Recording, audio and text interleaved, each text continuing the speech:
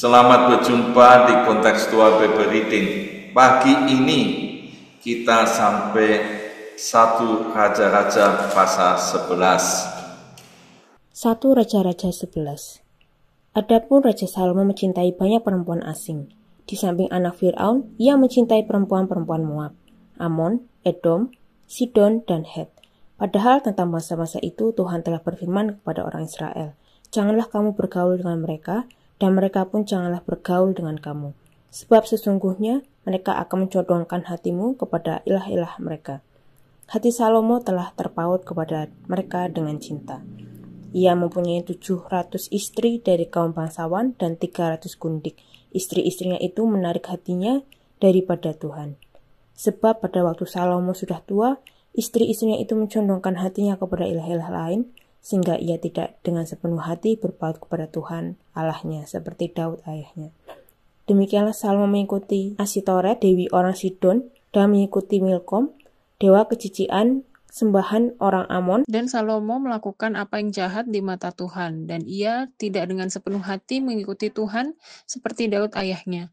Pada waktu itu Salomo mendirikan bukit pengorbanan bagi Kamos, dewa kejijikan sembahan orang Moab, di gunung di sebelah timur Yerusalem, dan Dewi Molok, dewa kejijikan sembahan Bani Amon. Demikian juga dilakukannya bagi semua istrinya, semua orang-orang asing itu, yang mempersembahkan korban ukupan dan korban sembelihan kepada Allah-Allah mereka. Sebab itu Tuhan menunjukkan murkanya kepada Salomo, sebab hatinya telah menyimpang daripada Tuhan, Allah Israel yang telah 2 kali menampakkan diri kepadanya, dan yang telah memerintahkan kepadanya dalam hal ini, supaya jangan mengikuti Allah-Allah lain, akan tetapi ia tidak berpegang pada yang diperintahkan Tuhan. Lalu berfirmanlah Tuhan kepada Salomo, "Oleh karena begitu kelakuanmu, yakni engkau tidak berpegang pada perjanjian dan segala ketetapanku yang telah kuperintahkan kepadamu, maka sesungguhnya aku akan mengoyakkan kerajaan itu daripadamu dan akan memberitakannya kepada hambamu. Hanya pada waktu hidupmu ini aku belum mau melakukannya, oleh karena Daud ayahmu dari tangan anak mula aku akan mengoyakkannya. Namun demikian, kerajaan itu tidak seluruhnya akan kukoyakkan daripadanya. 1 suku akan kuberikan kepada anakmu oleh karena hambaku Daud dan oleh karena Yerusalem yang telah kupilih." Kemudian Tuhan membangkitkan seorang lawan Salomo, yakni Hadad, orang Edom.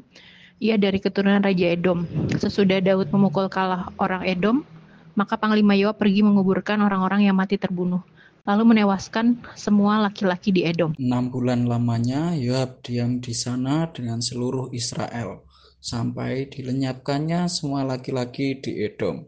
Tetapi Hadad melarikan diri bersama-sama dengan beberapa orang Edom dari pegawai-pegawai ayahnya dan mengungsi ke Mesir. Adapun Hadad itu masih sangat muda. Mereka berangkat dari Midian lalu sampai ke Paran. Mereka membawa beberapa orang dari Paran. Lalu mereka sampai ke Mesir kepada Fir'aun, Raja Mesir. Ia ini memberikan rumah kepada Hadad, menentukan belanjanya, dan menyerahkan sebidang tanah kepadanya. Hadad demikian disayangi Fir'aun, sehingga diberikannya kepada seorang istri, yakni adik istrinya sendiri, adik permaisuri Tahpenes. Lalu adik Tahpenes itu melahirkan baginya seorang anak laki-laki, Genubat namanya. Dan Tahpenes menyapih dia di istana Fir'aun, sehingga Genubat ada di istana Fir'aun di tengah-tengah anak-anak Fir'aun sendiri. Ketika didengar Hadad di Mesir bahwa Daud telah mendapat perhentian bersama-sama dengan nenek moyangnya dan bahwa Panglima Yoab sudah mati juga, maka berkatalah Hadad kepada Fir'aun, "Biarkanlah aku pergi ke negeriku." Lalu bertanyalah Fir'aun kepadanya, "Tetapi kekurangan apakah engkau padaku ini? Maka engkau tiba-tiba berniat pergi ke negerimu?" Jawabnya, "Aku tidak kekurangan apapun. Namun demikian, biarkanlah juga aku pergi." Allah membangkitkan pula seorang lawan Salomo, yakni Rezon bin Elyada, yang telah melarikan diri dari tuannya, yakni Hadadezer, Raja Zoba. Ia mengumpulkan orang-orang lalu menjadi kepala gerombolan. Ketika Daud hendak membunuh mereka, maka pergilah mereka ke Damsyik. Mereka diam di sana, dan disitulah mereka mengangkat Rezon, menjadi raja. Dialah yang menjadi lawan Israel sepanjang umur Salomo. Ia mendatangkan malapetaka sama seperti Hadad.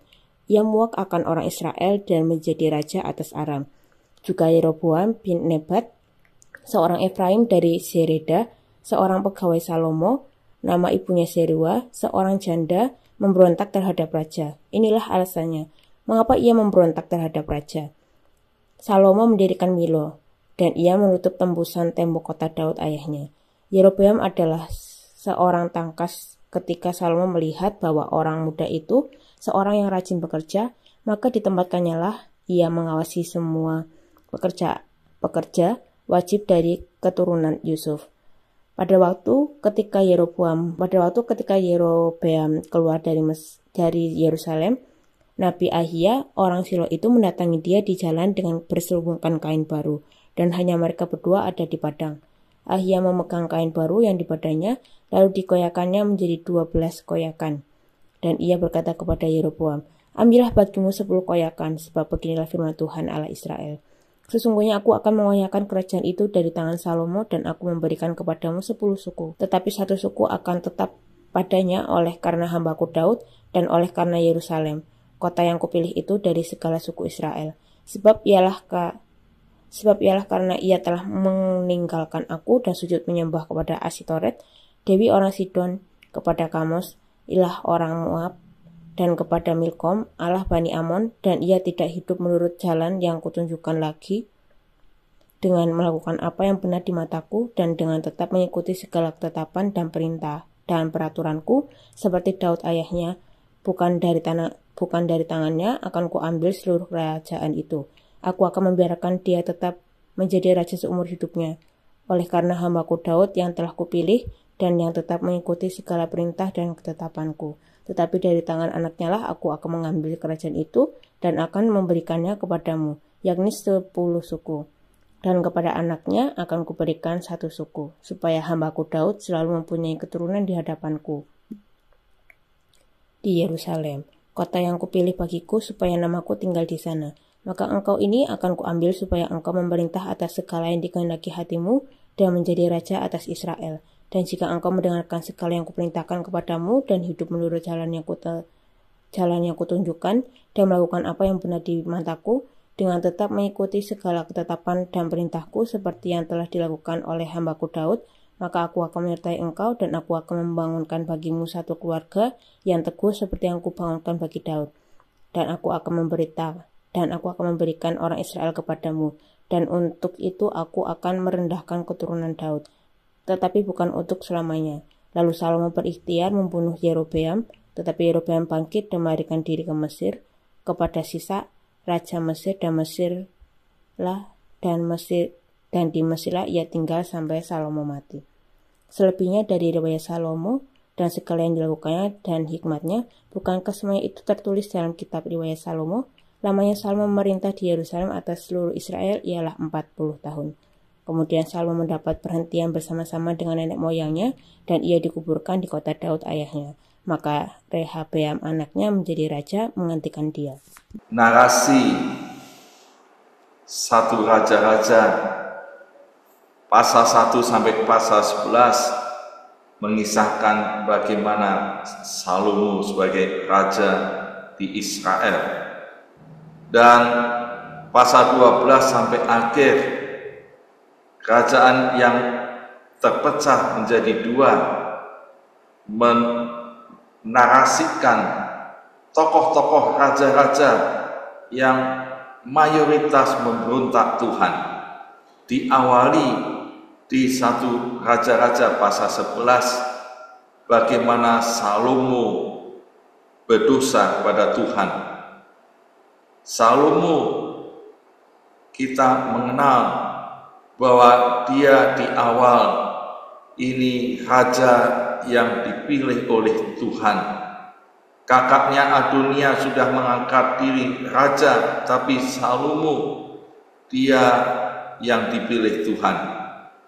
Dan dari awal Salomo dapat pesan ayahnya Daud supaya dengan sepenuh hati mengikuti perintah Tuhan, hidup benar di hadapan Tuhan, tidak menyimpang dari Tuhan.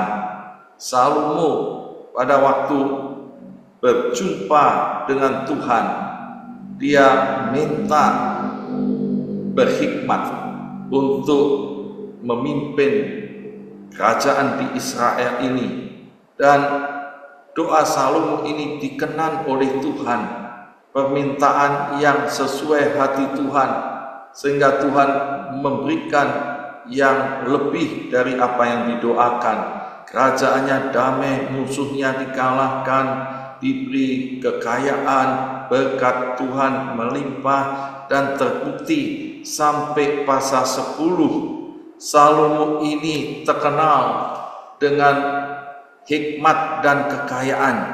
Pasal 10 ayat yang ke-23 23, Raja Salomo melebihi semua raja di bumi dalam hal kekayaan dan hikmat. Seluruh bumi berikhtiar menghadap Salomo untuk menyaksikan hikmat yang telah diberikan Tuhan kepada Salomo. Ratu Seba datang untuk melihat Salomo yang berhikmat, tampak dari cara kerja pegawai-pegawainya, cara berpakaian, cara makan. Dia tahu bahwa ini Salomo orang yang berhikmat, dan Tuhan melimpahkan kekayaan. Dan 20 tahun Salomo membangun bait Allah dan membangun istananya.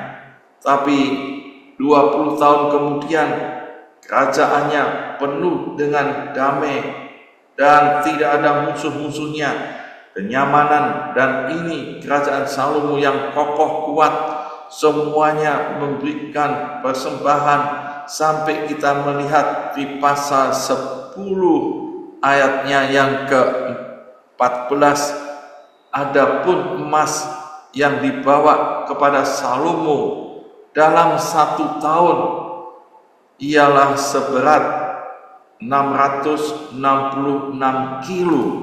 Itu talenta, 666 talenta sama dengan 22.644 kilo.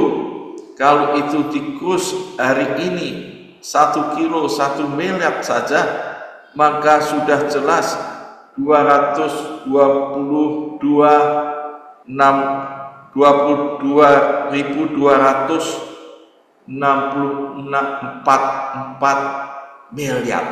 Dan ini penghasilan Salomo kalau dibagi 1 hari 62,9 miliar. Ini kekayaan yang luar biasa yang diperoleh oleh Salomo. Dan Salomo mengumpulkan juga kereta-kereta, bahkan membuat banyaknya perak di Yerusalem sama dengan batu. Kita bisa bayangkan kekayaan Salomo luar biasa. Kerajaannya damai, tentram, dan hikmatnya disaksikan oleh raja-raja seluruh bumi. Tapi kita melihat sekarang di pasal 11, Salomo berdosa kepada Tuhan. Apa dosa Salomo? Yang pertama kita bisa melihat ternyata Salomo ambil istri perempuan asing. Dimulai dengan ambil istri anak Firaun, dan itu di pasal 7 dijelaskan pada waktu Salomo membangun istananya. Ini anak Firaun yang menjadi istrinya dibuatkan sebuah gedung sama dengan balai singgasana. Ini gedung yang besar untuk istrinya, dan dari situ satu istri. Ternyata Salomo mempunyai banyak istri, dicatat 1000 istri, 700 istri, 300 kunde, dan ini luar biasa banyaknya. Dan jelas Salomo sudah dilarang oleh Tuhan, jangan bergaul dengan mereka pun jangan bergaul dengan kamu, sebab sesungguhnya mereka akan mencondongkan hatimu pada allah-allah mereka. Ini sudah diingatkan di Keluaran 34 ayat 16. Allah sudah perintahkan jangan ambil istri orang-orang asing ini, dan ternyata Salomo sudah melanggar. Yang pertama, ambil istri anak Firaun. Yang kedua, dia banyak istrinya. Di kitab Ulangan pasal 17 ayat 17, hukum raja itu memerintahkan jangan banyak istri karena membuat menyimpang dari Tuhan. Dan ini dosa yang dilakukan Salomo.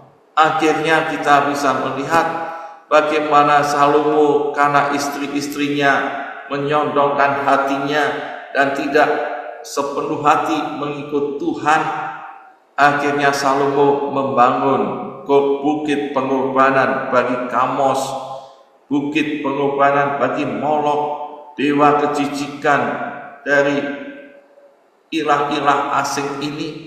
Dan Tuhan menyatakan Salomo berbuat jahat di mata Tuhan karena sudah tidak sepenuh hati mengikut Tuhan.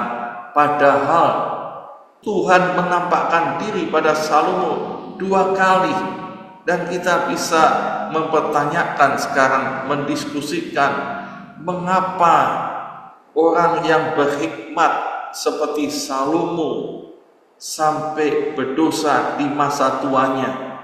Mengapa Salomo yang dekat Tuhan, punya relasi yang dekat, sampai Tuhan 2 kali menampakkan diri pada Salomo di masa tuanya, dia bisa berbuat jahat di mata Tuhan. Mengapa ini bisa terjadi?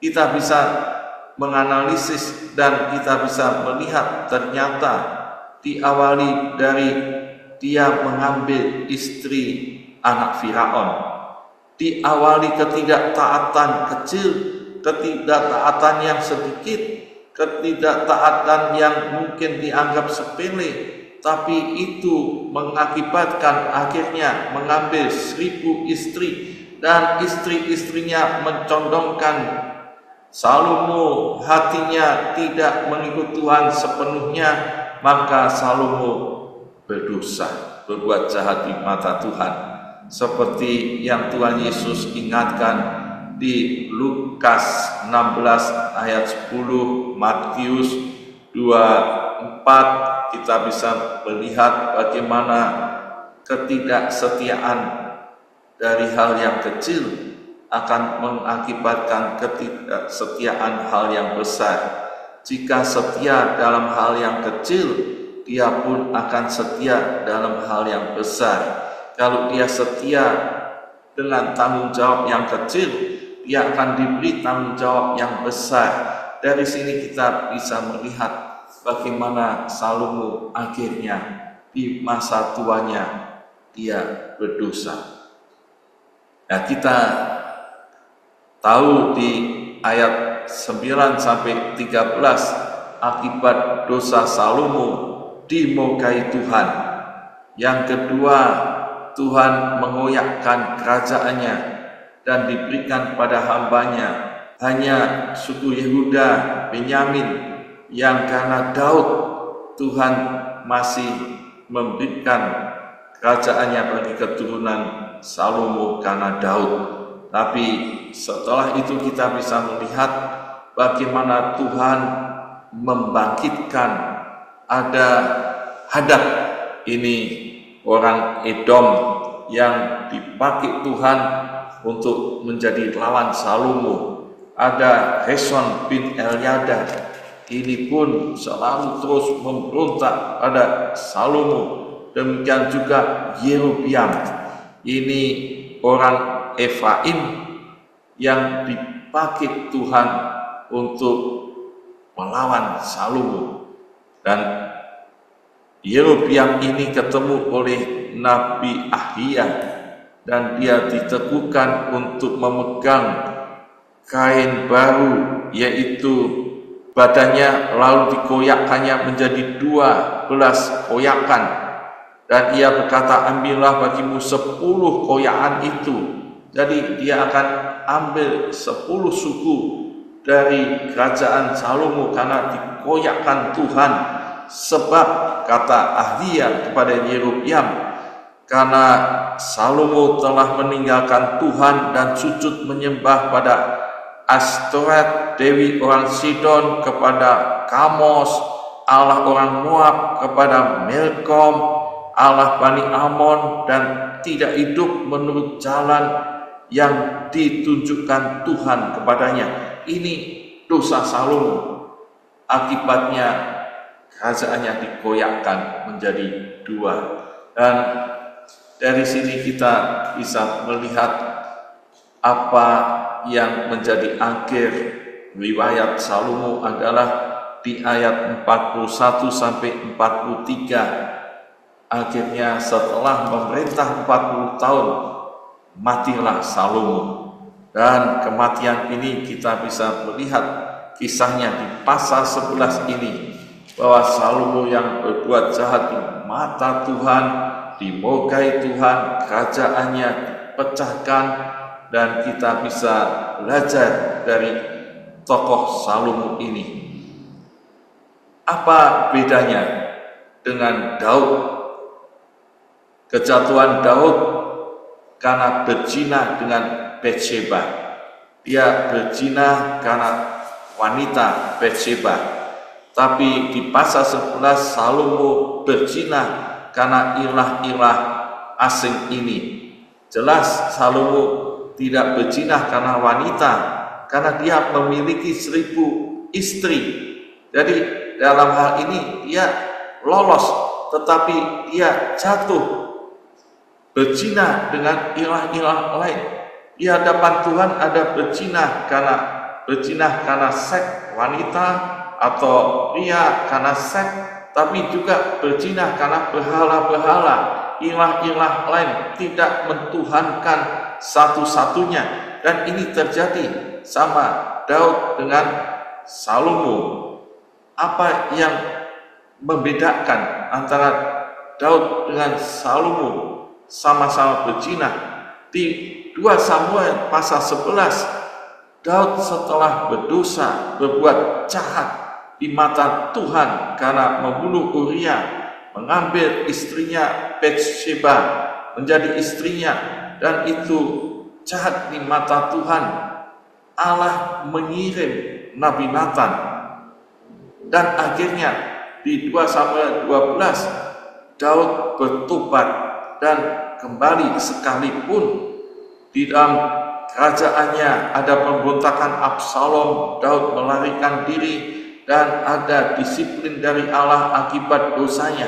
Tapi di 1 Raja-Raja pasal 11 Salomo berdosa, dan di pasal 11 terlihat setelah lawan-lawannya muncul, kerajaannya terpecah jadi 2. Salomo tidak ada nabi yang menegur Salomo, yang diutus Tuhan untuk bertobat. Dan di pasal 11 ayat akhir ternyata langsung narasinya Salomo ini mati. Pertanyaan dalam diskusi adalah, apakah Salomo masuk surga?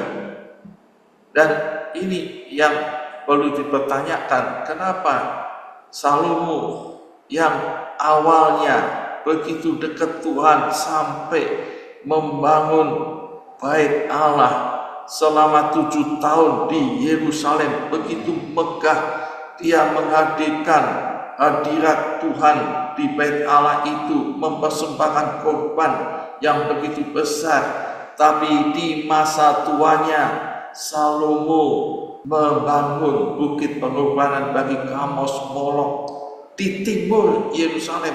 Ini bisa dikatakan murtad, dia meninggalkan Allah dan dia mempersembahkan pada ilah-ilah asing ini. Apakah Salomo masuk surga? Ini perlu diskusi lebih lanjut. Jadi dari narasi pasal 11 kita bisa melihat amanat teksnya.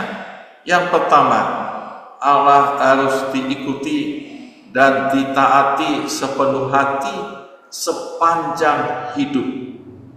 Yang kedua, ketidaktaatan kecil sedikit jika tidak dibereskan akan terus meningkat menjadi ketidaktaatan yang besar. Yang ketiga, hikmat yang dari Tuhan dipelihara dengan takut Tuhan secara total. Jangan hanya sebagian berhikmat, sebagian berdosa, tapi biarlah hikmat Tuhan dipelihara secara total.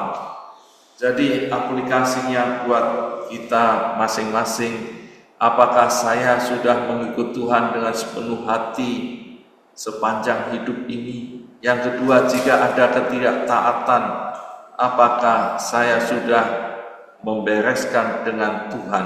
Yang ketiga, bagaimana saya berhikmat dalam setiap tindakan secara total?